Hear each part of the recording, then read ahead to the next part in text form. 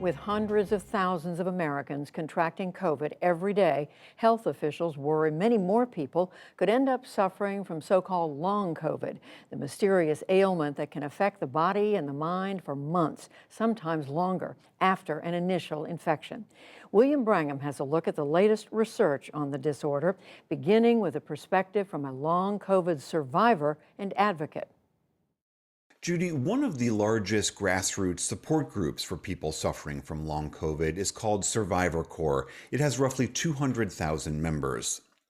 Diana Barrett founded the group after her own bout with long COVID, and she shared with us the harsh reality for those in her community.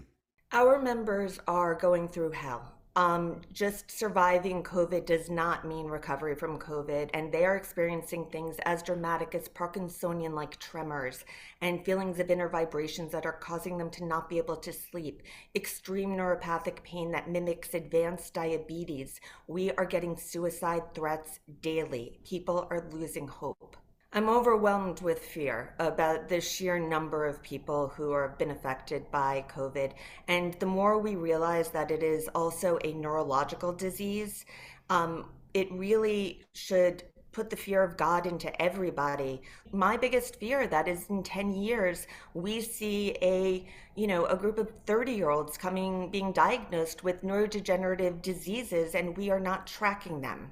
We have no registry, and we have no road to therapeutics or treatments. My 11-year-old lost one of his front adult teeth 9 months after COVID, a average mild case of kid COVID, mild. There is no mild case of COVID. One of his front adult teeth fell out unprompted with no blood loss from vascular damage to COVID.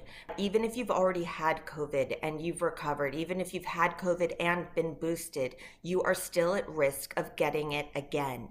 Our members are suffering. They need help, they need treatments, they need therapeutics, and we need to make sure that science is moving at warp speed to treat these people. There are researchers trying to zero in on this problem. In fact, a new study just came out that offers several factors that might predict who might end up developing long COVID. Dr. Jason Goldman is an infectious disease expert at Swedish Health Services in Seattle and a lead author of that study.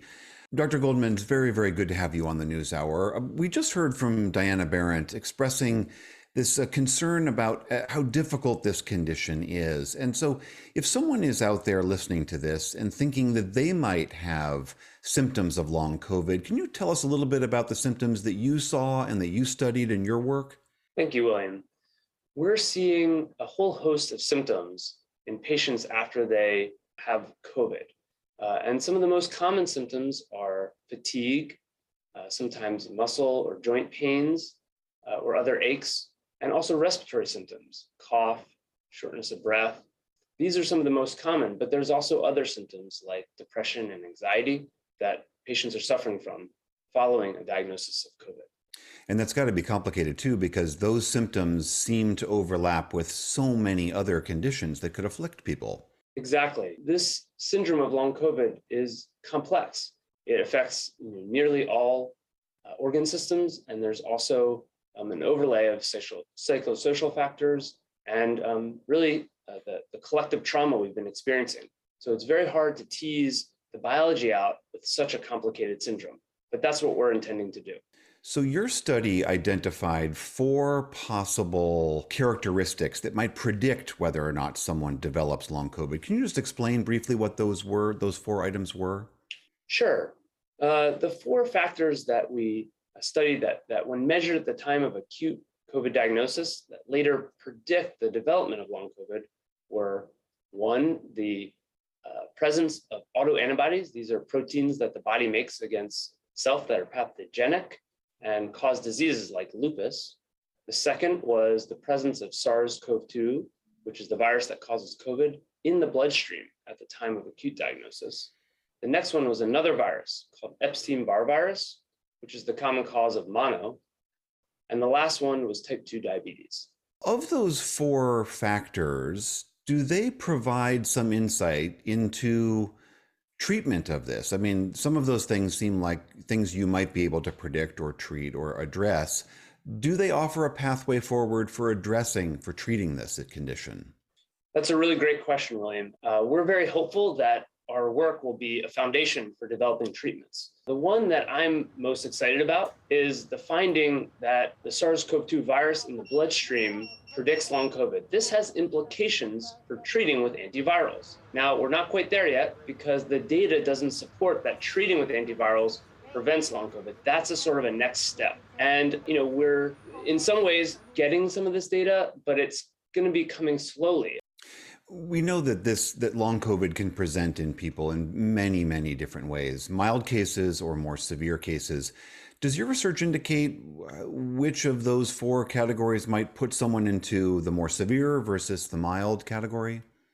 Well, it's already known that more severe initial forms of COVID at the time of acute diagnosis also translates to more long COVID. So, for instance, someone who spends a couple weeks on a ventilator, that person's going to have tissue damage in the lung, from the ventilator and just that long period of inactivity. So we know that certain forms of long COVID are going to be associated with severity. And I would assume then that vaccination status also makes a difference, that being vaccinated automatically will reduce your symptoms if you do get infected and do have a breakthrough case, thus offering you more protection from long COVID. Is that a fair statement? Well, the jury's still out on that one, William, because there's been some conflicting results in the scientific literature on this point. One study found that vaccination did reduce the incidence of long COVID. Another study found that there was really no differences. And we know that some people, even with mild or asymptomatic initial infections, can get long COVID. So, a lot of the vaccine breakthrough cases are more mild, but we just don't know quite yet if, how that vaccination status is going to impact on long COVID. All right, Dr. Jason Goldman at Swedish Health Services, thank you very much for being here. Thank you so much.